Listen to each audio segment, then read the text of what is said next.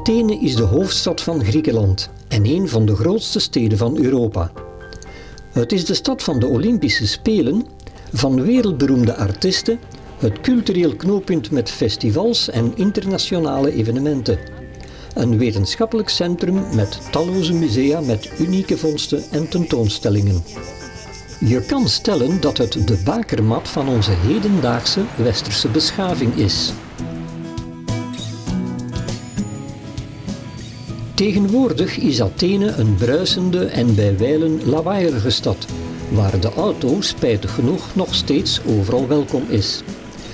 De vele gezellige pleintjes en straatjes van de binnenstad maken echter veel goed. Moeizaam krabbelt de stad terugrecht na de recessie van enkele jaren terug. We bezoeken de binnenstad en krijgen zo een mooi beeld van het leven daar.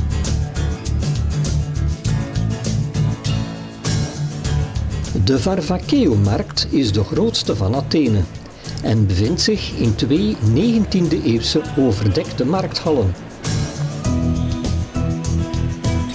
De markt bevindt zich in het midden van de stad. Hier vind je vlees, vis en verse groenten. Ook zijn er enkele traditionele restaurantjes voor magerefta of huisgekookt eten.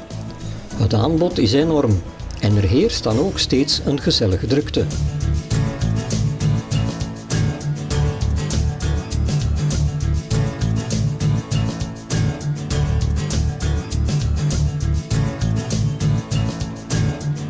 Vandaar wandelen we langs een Turkse slagerij, een van de weinige Turken die na de bezetting in Athene is gebleven. De komboloi die veel Griekse mannen in hun hand houden en waarmee men rondjes slingert, is enkel een manier om de tijd te doden en heeft niets te maken met godsdienst. In de Psiriwijk, wat voor velen de leukste wijk van de stad is, valt altijd wel wat te beleven. De kleine straatjes zijn letterlijk bezaaid met terrassen. Werkelijk op elke vrije plaats staan enkele tafels en stoelen.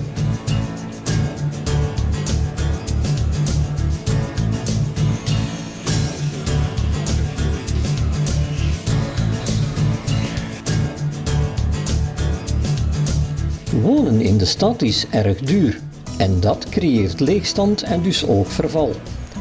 Naast bouwvallige gebouwen zie je dat er tegenwoordig toch ook flink gerenoveerd wordt.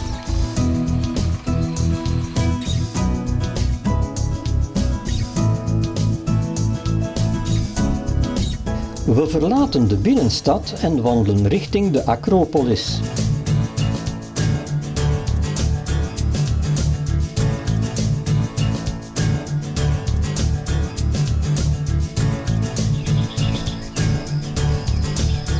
Vanop de Muzenheuvel heb je wellicht het allermooiste uitzicht op de Acropolis en het Parthenon. Van hier zie je ook hoe imposant het gebouw is waar alle gevonden beelden een thuis hebben gekregen. Het nieuwe museum opende zijn deuren in 2009. Het is 23 meter hoog en bestaat voor een groot deel uit glas. Onder het gebouw bevinden zich archeologische resten van bouwwerken daterend van de 4e eeuw voor Christus tot de 7e eeuw na Christus en zijn zichtbaar door de vloer van de begane grond.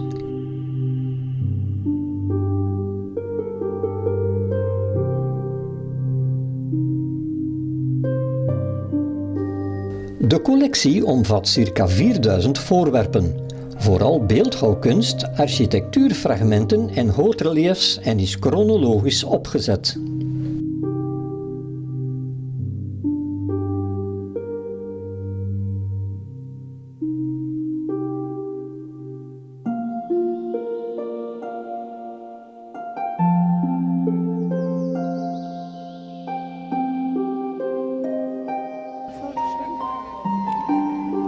Het Odeon, gebouwd in de 2e eeuw in opdracht van Herodes Atticus, is de naam van een theatergebouw, gelegen aan de voet van de Acropolis, en biedt plaats aan 5000 mensen.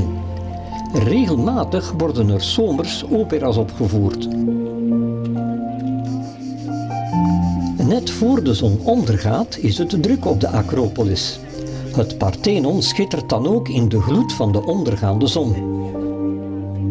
Het was de tempel voor Athena Parthenos, die de beschermgodin was van de stad.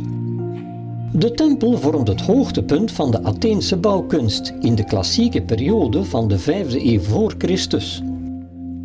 De tempel stond ook symbool voor de hegemonie van Athene, nadat het zich had hersteld van de verliezen tijdens de Perzische oorlogen. De Acropolis is een 156 meter hoge tafelberg.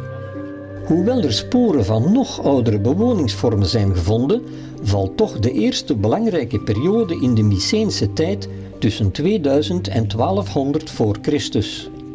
De berg bleef de religieuze kern van Athene, ook toen de bevolking zich in de benedenstad ging vestigen en de stad zich begon uit te breiden. De beschermgodin Athena had er haar belangrijkste heiligdom.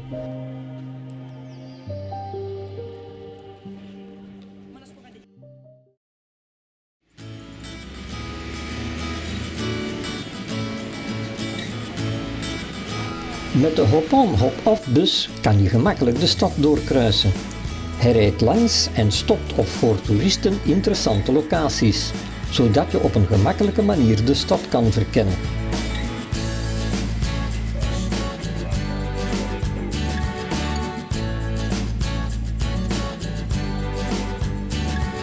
Wat je zeker niet mag missen is de wacht aan het graf van de onbekende soldaat, gelegen aan het voormalige Griekse koninklijke paleis, dat nu dienst doet als parlement en als residentie van de president van Griekenland.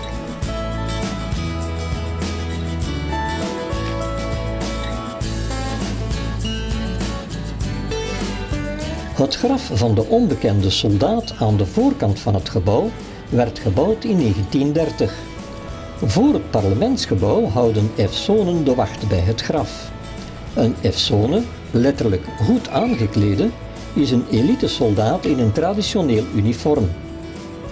Het korps der efsonen is oorspronkelijk ontstaan als koninklijke lijfwacht onder Otto I.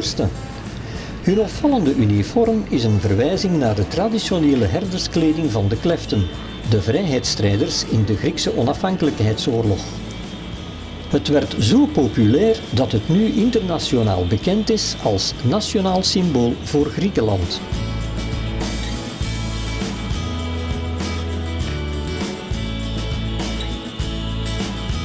Recht tegenover het parlement ligt het Syntagmaplein, het plein van de grondwet.